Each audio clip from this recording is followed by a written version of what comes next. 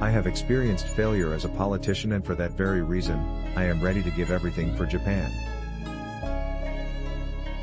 Our predecessors overcame many troubles and much suffering, but each time got back up stronger than before. There isn't anything anybody wants that is for any other reason than that they think they would feel better in having it.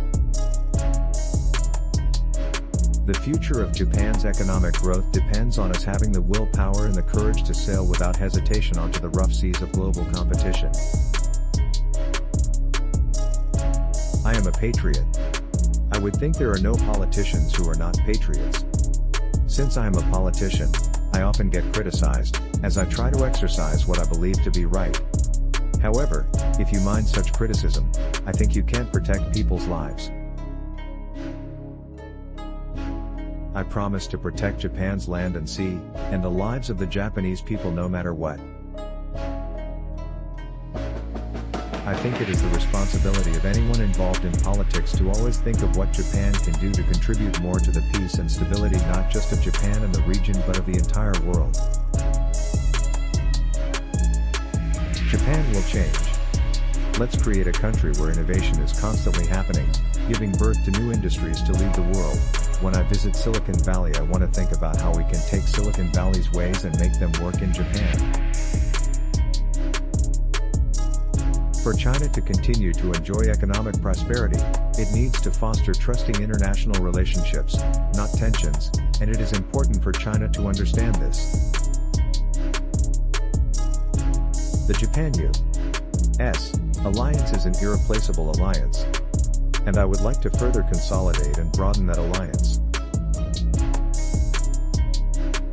I paid a visit to Yasukuni Shrine to pray for the souls of those who had fought for the country and made ultimate sacrifices. I have made a pledge never to wage war again, that we must build a world that is free from the sufferings of the devastation of war. I believe it is important that we Japanese write a constitution for ourselves that would reflect the shape of the country we consider desirable in the 21st century.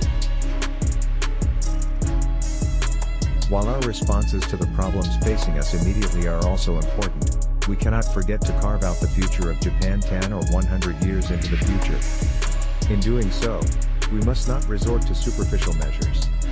Instead, it is imperative to engage in true reforms that ascertain the state of society we seek to achieve. We need to be very careful when considering whether or not to change the Constitution to accept same-sex marriage, as this issue touches on the fundamentals of how we live. In Japan, usually, once you become Prime Minister, you do not have a second chance. Probably the reason why that was not the case this time is because Japan is facing an increasingly challenging situation. In a world that is deepening its mutual interdependence, inward-focused thinking is no longer able to safeguard the peace of Japan. We will fully defend the lives and assets of our nationals as well as our territory, territorial waters, and territorial airspace in a resolute manner. The Senkaku Islands are inherently Japanese territory. I want to show my strong determination to prevent this from changing. The 20th century was a century in which human rights were infringed upon in numerous parts of the world, and Japan also bears responsibility in that regard. I believe that we have to look at our own history with humility and think about our responsibility. My basic notion regarding the matter of historical recognition is basically, it's a matter that should be left to the good hands of historians and experts.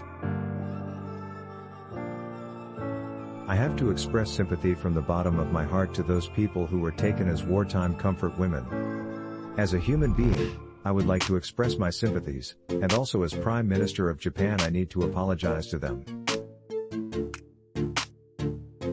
When I served as Prime Minister last time, I failed to prioritize my agenda. I was eager to complete everything at once, and ended my administration in failure. After resigning, for 6 years I traveled across the nation simply to listen.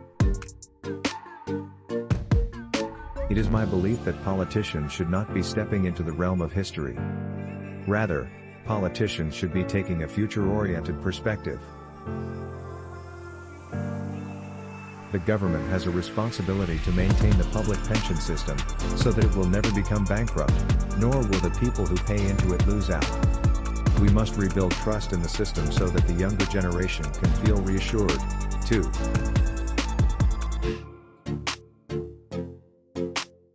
I think what is meant by animal spirits is to be proactive on all things that you do. For example, in the mind of management they will try to increase their revenue from sales, and they will try to increase their profits, and they will be positively investing in human resources which will be necessary in growing the company. That would be the animal spirits. I think, exactly, Japan is in the process of regaining this animal spirit. The kind of society that Japan should aim at is a society in which the efforts of people are rewarded, a society in which there is no stratification into winners and losers, and a society in which ways of working, learning, and living are diverse and multi-tracked. In other words, a society of opportunity where everyone has a chance to challenge again. If there are people who sense they are facing inequality, it is the role of politics to shed light on them.